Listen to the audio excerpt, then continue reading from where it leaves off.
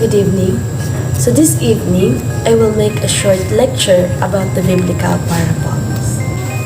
According to the video that I've seen, Jesus of Nazareth was a master teacher. Yes, some of his well-known teachings are told in a short stories called parables. It must have been some pretty amazing pearl, or the kingdom of God. It is like a tiny mustard seed that a farmer planted in his garden. It grew and became a huge tree, and birds came to reach in its branches. That is a beautiful image, but what does it mean? Jesus did not tell parables to make everything clear. Rather, he wanted to provoke the imagination and invite people to see what God is doing in the world from a new perspective. So, let's talk about how to read the parables of Jesus. There are many great teachers that throughout history have used stories to teach students about morality, religion, and philosophy. But Jesus did not use his parables to teach abstract religious or moral ideas.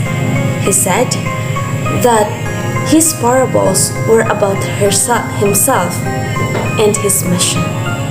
His mission, which was to announce that the kingdom of God was arriving on earth as it is in heaven. So, I have many examples of parables was Jesus told. He used some parables to help people imagine that his small movement was the arrival of God's kingdom. So first, he told the parable that the kingdom of God is hidden in a lump of dough. You might not see in its influence, but it is going to change everything. So second, Jesus also told parables about the upside down values of God's kingdom, about how the less important people in the world are actually the most important people to God, especially those who are poor and of low status. Yeah, like the parable of the business owner who hired workers throughout the day. In the morning, later in the day, and even towards the end of the day, and when it was the time to pay everyone, he paid them all the same way. Right? Jesus is showing how money and status are irrelevant to God, who offers his generous mercy to everybody.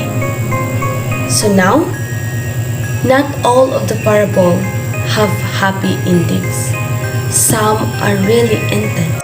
So, if we are willing to listen to his words, or for those who have ears to hear, they have ponder it and go deeper. The parables would also cancel his message from those who were against him, so that he could buy more time.